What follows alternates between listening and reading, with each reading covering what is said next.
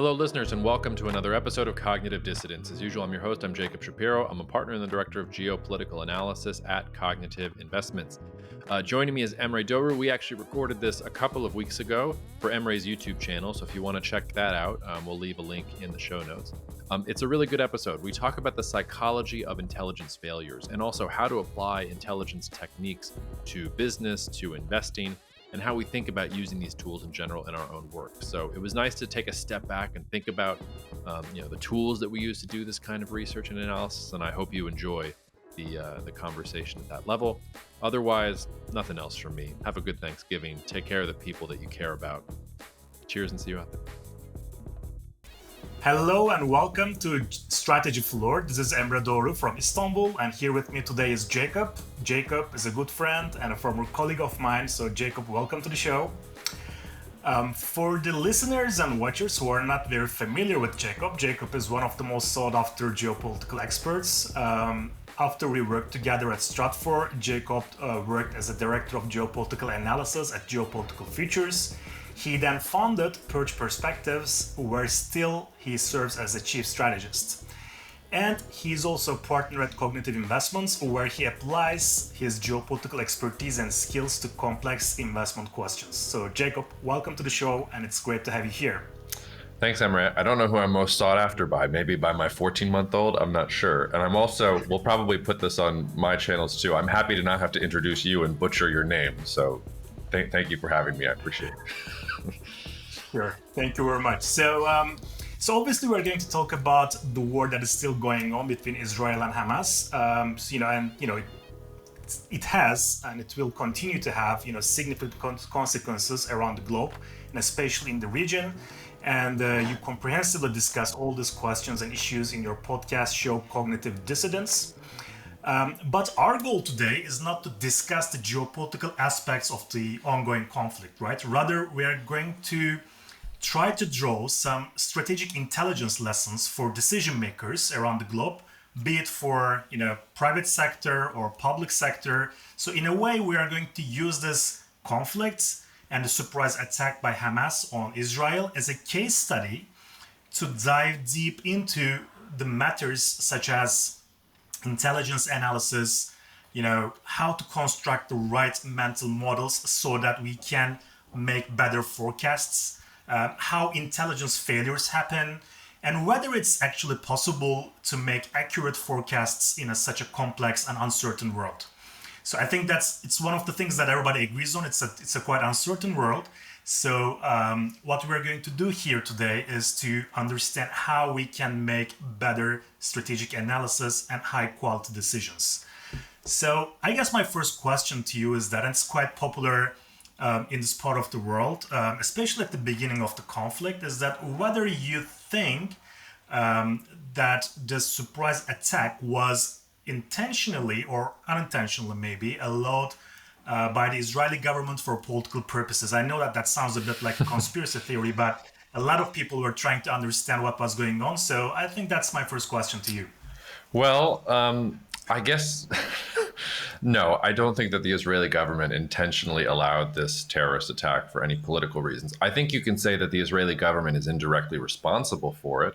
I think there was an intelligence failure. Well, I don't think. There obviously was an intelligence failure on the ground. Like the IDF, Israel's security forces, and intelligence services, they were not prepared for what Hamas did. Maybe they had information about it. We don't have that sort of data yet on what happened. But certainly, even if they had the information, they didn't prepare for it. That said, Israeli society has been incredibly divided. I've lost count of how many elections they've had in the last 3 years, and it kept on giving them variations on the same government. Netanyahu fighting back against corruption allegations to get his position. Also, the Israeli government was focused largely on the West Bank and on violence between Israeli settlers in the West Bank and between Palestinians in the West Bank. So you put all of that together, you put the internal divisiveness and the focus on domestic politics together with the focus on the West Bank, with a failure of imagination and also an assumption that deterrence was going to stay in place in the Gaza Strip, even though you did have some Israeli officials saying, hey, Hamas wants a conflict. They're not just going to stay there. They're not scared by the Israeli military indefinitely. All of those things come together to create what happened on October 7th. So I would push back against anybody who says that this was intentionally designed. If they have evidence, please send me an email. I'd love to see the evidence. But I think more likely it was that constellation of circumstances that led to what happened on October 7th. And you mentioned the ongoing tension in West Bank and internal divisiveness. So what else? I mean, because for most of the observers, the Israeli intelligence is so famous for its, human intelligence capability.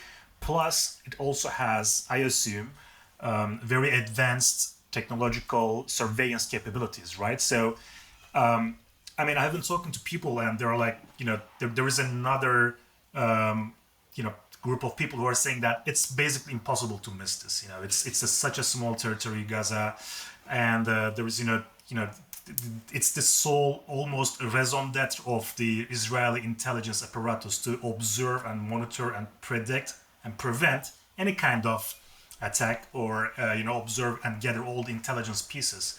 So what do you think can specifically explain? I mean, I know that there is no one single reason inside of this, but what are the main reasons do you think that the Israeli intelligence apparatus failed?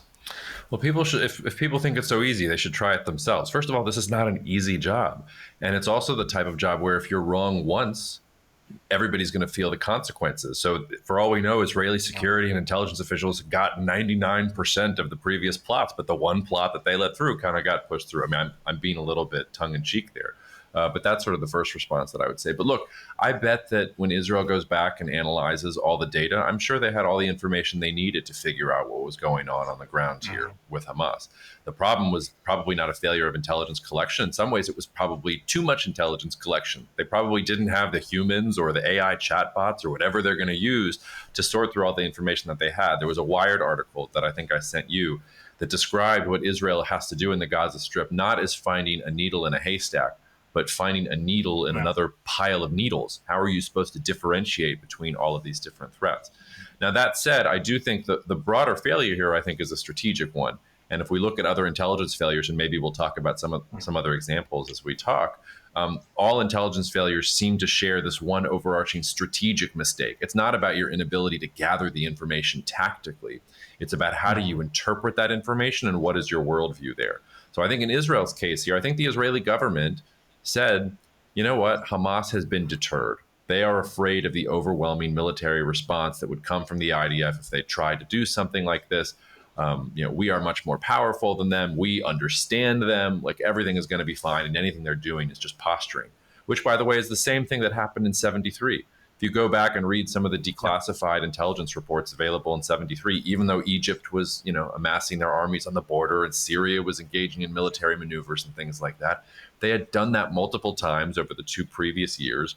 Both the United States and Israel thought they were "quote unquote" rational actors, that they wouldn't pick fights that they would probably lose against the IDF, and for those reasons dismissed the military buildup, and that led to the Yom Kippur War in 1973. So I think that's probably where the chief failure is. It was a failure to appreciate that something had changed within Hamas. And I will say, if you go back and read, there were some Israeli defense officials and Israeli security officials. They were lonely voices, but they were saying, hey, something has changed here. Hamas is preparing something. The geopolitical logic is not the same as it was 6 months ago. And those people weren't listened to. So in that sense, it's not a failure of gathering information. They have the information. The much harder part of intelligence is how do you interpret, parse, get that information to the right decision maker, whether you are in a military or security setting, or if you're in a business setting. How do you make sure that the information about the product that makes your product obsolete, how do you make sure it gets to the research and development desk, and that they take it seriously, and that they have the resources to do what they need to do to respond? Those are all, you have to, it's part of a machine. It's not just, we identified intelligence and now we will thwart the attack. That's a James Bond movie. That's not real life. It's quite interesting. There are a couple of examples that I always mention in my lectures and also trainings regarding, how to do better intelligence analysis and how to make better decisions. And one of the examples that I always talk about is first, the declassified CIA document just before the Iranian Revolution, where I think 3 or 4 months before the Iranian Revolution, the CIA informs Washington that Iran is not even a pre-revolutionary state, and the Shah is very secure. So that's one of the intelligence failures that I think one of the most famous ones. And one thing that you mentioned is that you said that there were some dissenting voices from within the Israeli intelligence apparatus regarding the fact that Hamas might be up to something, and that those were ignored. And one of the cognitive biases and social dynamics that make these institutions to make worse decisions is groupthink, right? So people usually, those who make decisions, because institutions don't make decisions, it's the people who make decisions, and people, guess what? People have their cognitive biases. They're overconfident. They would like to confirm their beliefs with, each and every incoming data. They would like to ignore the data that disconfirm their beliefs. So it seems like there is a human error in this kind of decision-making process as well, from what I understand from what you're saying. Absolutely. And I mean, I'll just give you two examples. My favorite example of intelligence failures is actually going back to the Korean War in 1950, which was between the United States and North Korea and South Korea, but also China was deeply involved. And there were a couple different intelligence failures there. The first was that the United States and South Korea did not see, I guess I should call it the Republic of Korea, did not see the North Koreans amassing their military forces. That's sort of your standard. Okay, there's forces there. They're not going to invade. We misinterpret it. The far more interesting one is the second intelligence failure, which is China, which didn't really want to be involved in the conflict in the first place, but felt threatened by the United States helping the Republic of Korea and felt like, oh, they're going to go after Taiwan or they're going to push all the way and conquer North Korea. So they're on our border. The Chinese, sort of against their own will, decide that they need to support the North Koreans. And they start sending in tens of thousands, hundreds of thousands of Chinese troops into the North Korean Defense Forces, or I guess into the North Korean Army, to support North Korea's military efforts. And at this point, Douglas MacArthur is the general who he's in charge of the reconstruction of Japan, but he's also in charge of the U.S. military response to what happens to the Republic of Korea. And he brings in his own intelligence apparatus to figure out what's going on. He doesn't trust the newly founded, I don't even know if they were calling it the CIA yet or if it was still the OSS, but he doesn't want any of Washington's formal intelligence networks. He says, no, I have my guys. These guys were with me in World War II. I'm bringing them to the conflict. And he had one guy in particular named Charles Willoughby who sat on top of all the intelligence that came in and told MacArthur what he wanted to hear. And that's the thing. MacArthur promoted people because they liked him, because they didn't challenge him, because he didn't want to hear views that would challenge his perception. So even as they're capturing Chinese prisoners in North Korean territory and interrogating them, and they say, we're here to help the North Koreans fight back against the United States. They even fight a battle where there are tens of thousands of Chinese troops that are obviously fighting with the North Koreans. Willoughby tells MacArthur, like China doesn't, it's just small numbers of troops. They're not actually there. You don't need to worry about it. And MacArthur believes this, number one, because he doesn't like to brook any disagreement, and he trusts Willoughby, and he's got his hand-picked people there. But also because MacArthur, and I mean, everybody was a racist at this time period, but MacArthur was a racist. He didn't think the Chinese were strong enough or brave enough to come fight the United States forces. So he decides to ignore all of that and push all the way to the Yalu River, which is the border between Korea and China. And China responds with a massive invasion of over 200,000 Chinese troops. And for 3 years, the conflict's a meat grinder and 1 million people die. And we still live with North Korea and South Korea separated where they are today because Douglas MacArthur thought the Chinese wouldn't invade. So there you have, you sort of have everything there. You have, not interpreting signals correctly. You have, appointing people who are telling you what you want to hear, not what the intelligence is really telling you, and letting your preconceived notions affect how you view what's going on the ground. A much shorter example are the September 11th attacks in the United States in 2001. If you go back and read Lawrence Wright's The Looming Tower, which is a really great book and is not, I think there's only 1 or 2 chapters about the intelligence failure. You can find out more if you look at other things. But you learn there that the FBI had some pieces of the puzzle and the CIA had some pieces of the puzzle. And because they were competing against each other in the United States intelligence apparatus, they didn't want to share the information with each other. So you can go back and reconstruct, oh, we should have seen that these guys were going to do this attack against the World Trade Center.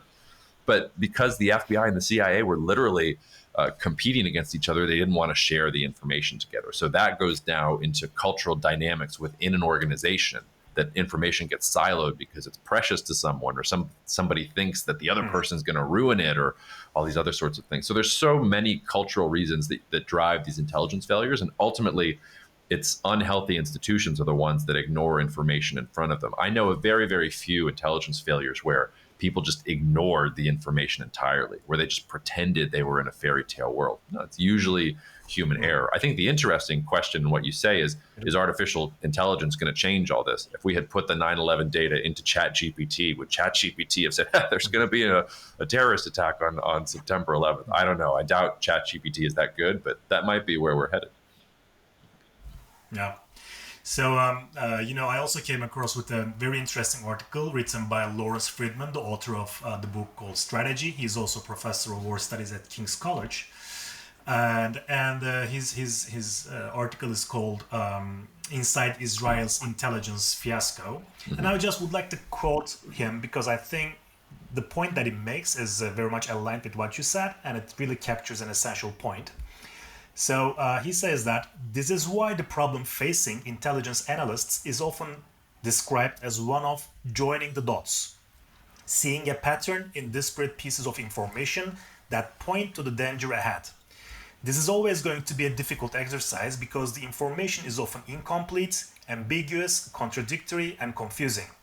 To make sense of it all, analysts need a working hypothesis. We can call it a construct, against which the incoming evidence will be tested and its reliability judged. If the construct is too strongly held, the risk is that only information that fits with it will be highlighted, and while that which does not, it's disregarded. So he basically says that the intelligence analysts need to have a construct, which I think is quite similar to what we call mental model, and only the information that fits into that mental model or construct will be considered and the rest will be disregarded. So I think that's quite similar to the point you just made. Well, yeah, I mean, and you and I'm sure that you've read Psychology of Intelligence Analysis, which in some ways is my Bible when it comes to intel analysis. And I go back to it anytime I'm feeling like the cobwebs are in my brain. But human beings like patterns. We like things to fit into neat boxes, and usually they don't. And I think the hardest part of being an intelligence analyst is you can build the most elegant, beautiful, brilliant mental model or strategic intelligence report that's ever been written in the history of humankind. And then something can happen that breaks your thesis. You have to throw it out. You have to start over. You have to say that was wrong. The pattern is broken. And then you have to go to whoever your superior is and say, that brilliant idea that I was selling you with all of my heart 1 week ago, it was completely and totally wrong. And there's a couple of things that have to happen there. Number one, you need an analyst who is flexible enough that they can see that they're wrong, and that is self-confident enough that being wrong doesn't mean that they stop. They keep on iterating and trying to figure things out. You also need a leader there who's going to look at that person and trust them more because they raised their hand and said they were wrong. Not say, oh, you got that wrong? Well, damn it. Like, what good are you? I'm not going to listen to you, or I'm going to go to somebody else, and then sort of begin the cycle of failures there. That's why I say, we started earlier.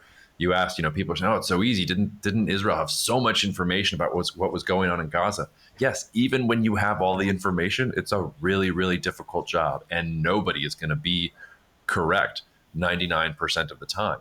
I think there's a secondary intelligence failure or failure in the IDF here in Israel, because there's the first intelligence failure. Okay, you didn't realize that Hamas was going to do this. You couldn't imagine that they were going to do this. I get it. I get not being able to imagine that.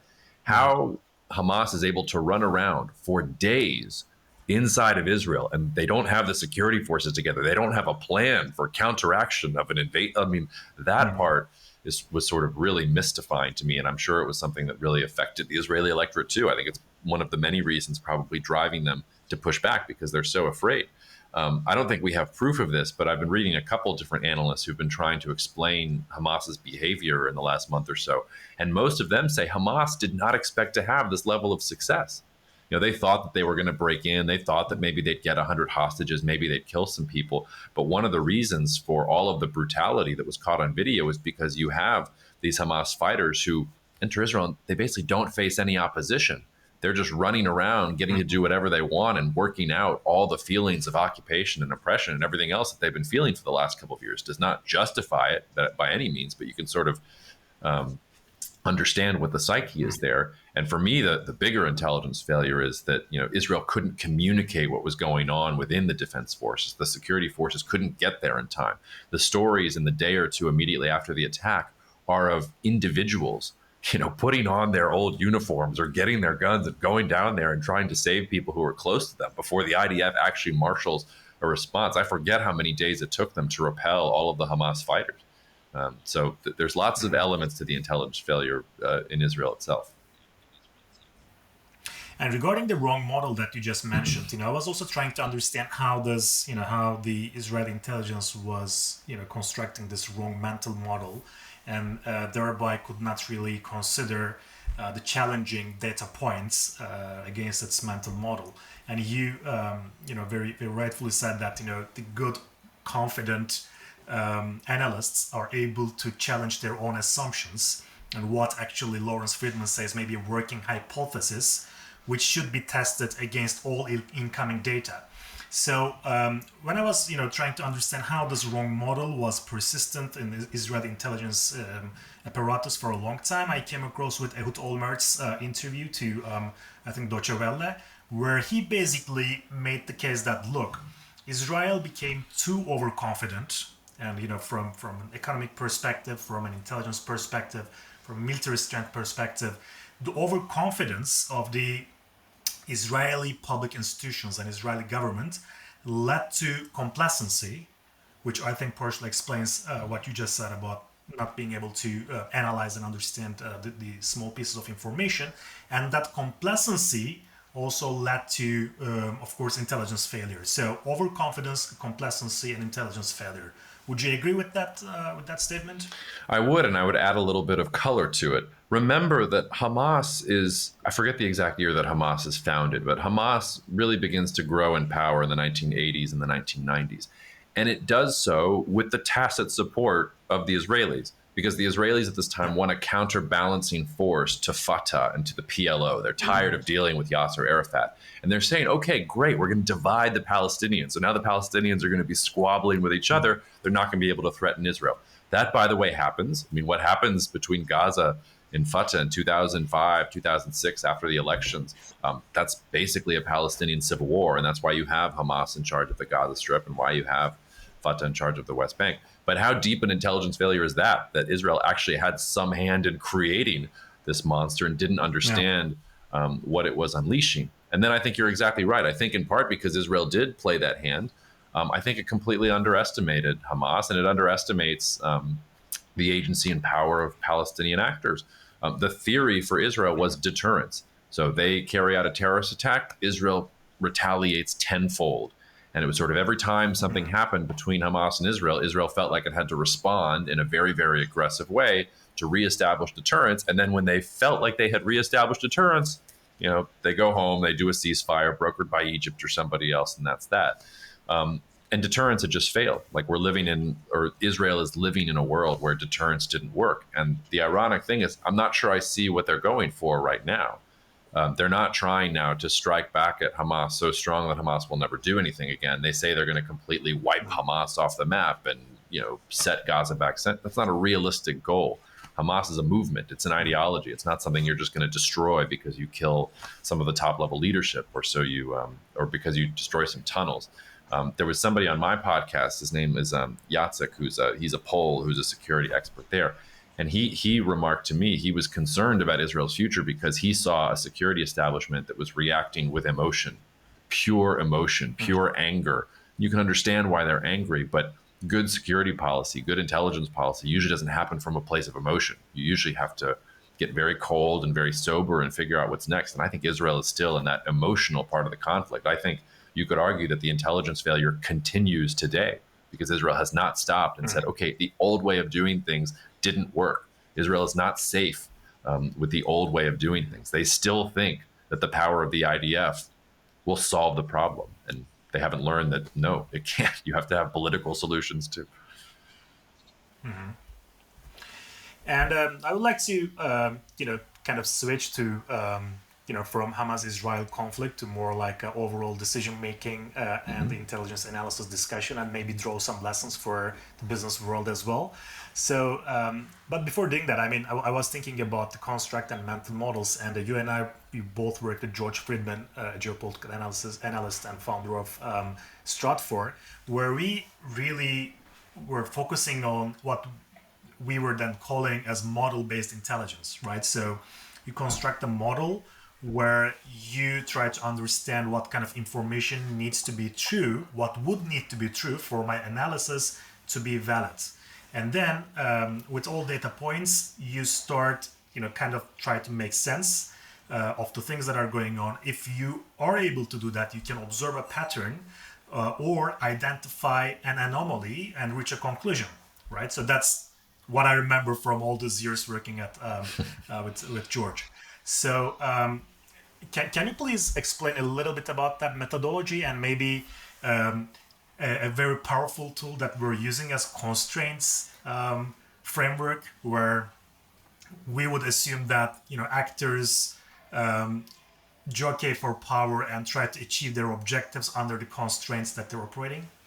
Sure, and I doubt George will ever listen to this, but if he does, George, I still think I'm right about Douglas MacArthur. George and I once got into a huge fight because he thinks that Douglas MacArthur walked on water and was great. And I think he's wrong. I think you should go look at the information a little bit more, George. I would also say that I broke from George a little bit because George's process, and I appreciate it, George is all about creating forecasts. So George wants you to go through what are the imperatives of each actor, what are the constraints on each actor, so what can that actor not do no matter how much they may want to do it, and then sort of like Sherlock Holmes, whatever remains is probably the truth. But George likes discrete forecasts. He wants you to go out on a limb and say, okay, I think X is going to happen. This is what I think is going to happen, and I think that's a mistake. And I think in some ways, George's desire for forecasts, it makes sense because I think from his background, people were too wishy-washy. They weren't willing to say what they actually thought. So I understand the heuristic of him wanting to do that. But the more I work both with businesses and also especially in the investment space, the more I think forecasts are actually not that valuable. And in some ways, they create exactly the sorts of patterns that we're talking about here that create intelligence failures. I prefer to use constraints-based analysis and identifying imperatives and all the geographic tools that George taught us with scenario analysis. So I create, okay, what are the scenarios that I think are possible? And then, what are the things that go underneath each scenario that says this might be the scenario that's unfolding? And then the most important process for me is to say, okay, and what are the things that would tell me that this scenario is wrong, that this is being invalidated? And I try to think as much about what does it look like if I'm wrong as if I'm right. And when I'm hunting for either open source information or even human information, I'm generally not looking for confirmations of my scenarios. I'm looking for what are those signposts that tell me that I'm wrong, that I need to go back to the beginning and create that new model. And I have found in working with companies and with investors, I thought that what they wanted is the forecast. They don't want the forecast because if you tell them the forecast, they'll say, okay, that's what he thinks, we're going to make plans on it. And then when you're wrong, they're going to be like, yo, you told me that was the forecast. Like the forecast was wrong. Whereas if you give them 4 scenarios and say, hey, this is a really complicated situation. I think this is the most likely scenario. Here are 3 other scenarios that you need to have in mind. Here are all the things that you need to be looking for. Here are the sources that I would look for to find information about what's going on. In general, I think that's a much more intellectually honest way of doing things. It's a lot harder because it's more things to track and it's multiple mental models in your mind at the same time. But it's more in keeping with how you push forward. So sorry, George, I appreciate what you taught, but I think I've moved it forward a little bit.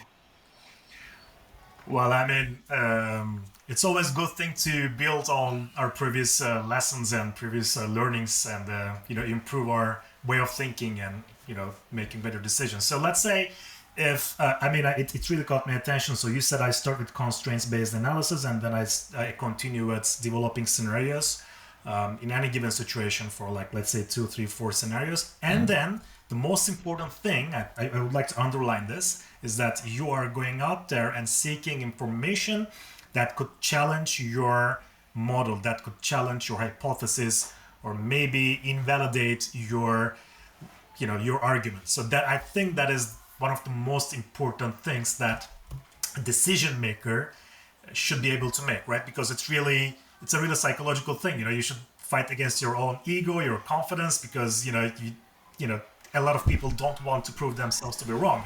Everybody wants to be right all the time. So I think that's one of the most important parts. And then lastly, you said that then I look for information for what would have to be true for one of the scenario? What should I be observing? Because that also, I think this last point that you made also helps us filter the noise. Like, mountains of data, it's very easy to, caught up in, headlines and clickbaits and everything, and really very difficult to identify what really matters, especially for the situation that you're in as a decision maker or a decision that you're going to make. So I think one of the key skills now, and also maybe more so in the future, is that being able to identify what kind of information really matters for the issue that you're dealing with.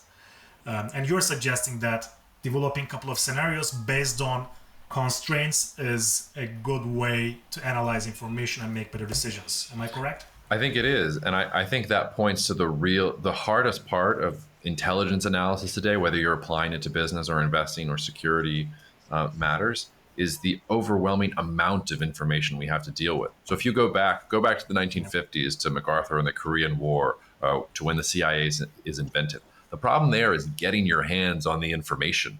That's why we have all these spy stories and James Bond movies and things like that, because information just wasn't readily available.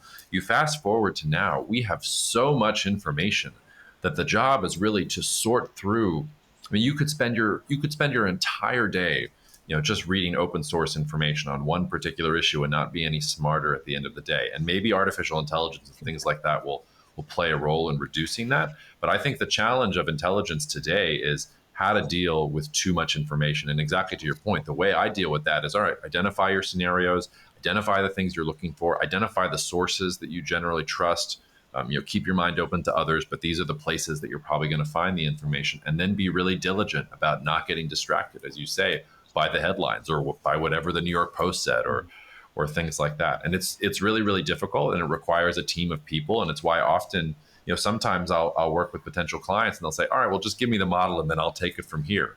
And I usually tell them, okay, do you have a team of 5 that's going to spend their time just looking for this information? Because if I give you the model and then something changes within 6 months, but you guys haven't been doing the research, I don't want you to come back and say I was wrong. This is a living, breathing model. It could change literally tomorrow.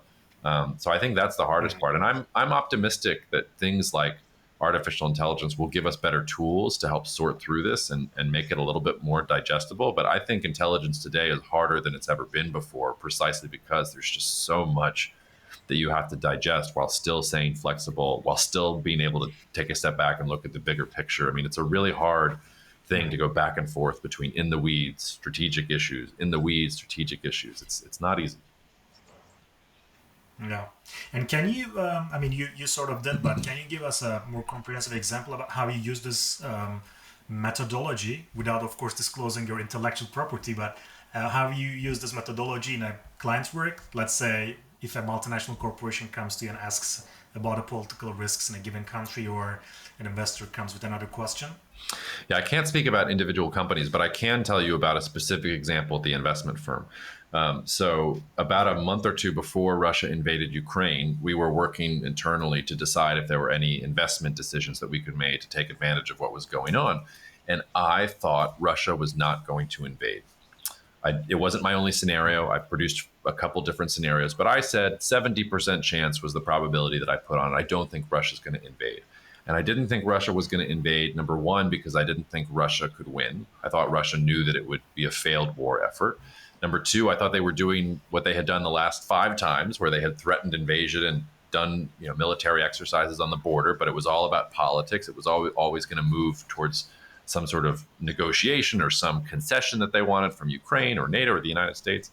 And then third and most dangerous, I had some Russian analyst friends in the Russian community who I was calling them and saying, hey, like, what's going on? This seems like you guys are really are serious this time. And all of them said, nah, it's all posturing. Don't worry about it. We've done this before. You don't need to worry about it. And I trusted them.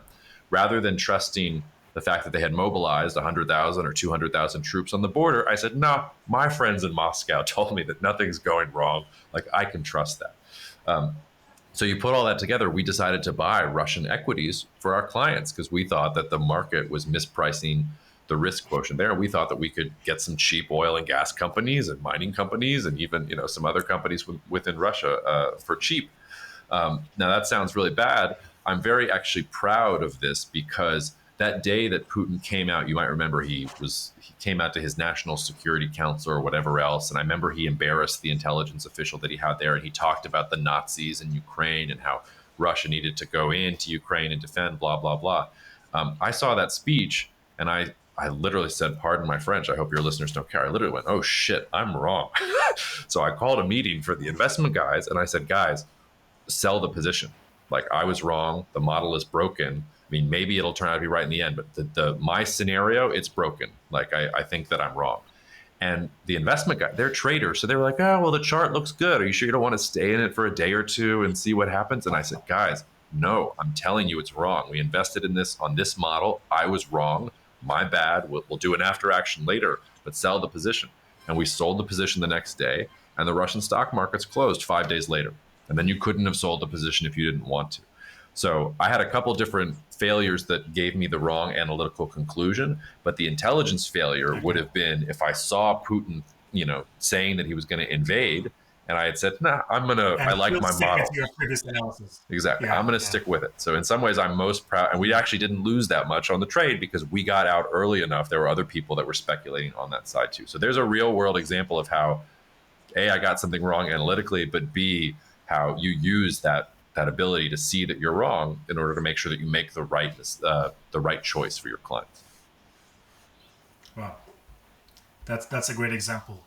So in summary, I was just taking a couple of notes, and I think there are maybe a couple of tips and tricks, or maybe some principles to make better intelligence analysis and make better decisions, high quality decisions for policymakers and CEOs and investors. So I'm going to throw out some of them, and feel free to do yours. So I think the first thing is, continues to fight against your own confirmation bias. Try to find out information that challenges your assumptions, your model. Do not be afraid of changing your mind. If there is new evidence that it's perfectly possible, and even, as you said, a proud thing to change your mind and change your analysis and reach to a different conclusion. So first, just fight against your confirmation bias, kill your darling, which is your existing model. Continuously question your assumptions and see whether or not your model is still valid or not. And use constraint-based scenario analysis to identify what kind of information really matters to you, right? So try to sort out the information, filter the noise to really understand whether or not there is a pattern or an anomaly inside that pattern that really you should pay attention to. Yeah, I would add two things. Number one is completely self-serving. Make sure you hire someone like Emre or like myself. This is really, really hard work, and it is not something that most companies are stood up to do. So, I mean, the joke is hire us. The serious part is if you don't have someone in your department or in your company doing this, do it. Create the department. I know companies that have done that they've realized since COVID that they need this sort of thing. They don't want to hire outsiders, so they build the department internally. Great. I'm telling you right now, if you don't have this internally and you're not willing to spend on outside resources, build it internally. It's something that you can do with a little bit of effort. And the second thing I would just say is, in some ways, the most important part of this is intangible. It's about creating a culture and an ethos where somebody is comfortable being wrong, where it's not about being right or about Harvard, I look good because I had the information. You need a team that is confident enough in itself that it's willing to look stupid because it says something crazy that most people didn't think was possible, or because they say, "Hey, I made this analysis before, it was wrong." Now, you can't take this to extremes. If somebody puts an analysis across your desk and says aliens from Jupiter are going to invade tomorrow, but yeah, probably that's not very good intelligence analysis. That's not what I'm talking about. But you have to create a culture of people willing to be sort of wrong about things and willing to try out new ideas, and you will create this. And the end thing there is just, it's about a process, not an outcome. Like, even if you build the perfect department internally, you are not going to get a one-pager on your desk that says, "Here's what's going to happen in 2024, and here are the things we need to do as a business to secure our supply chain."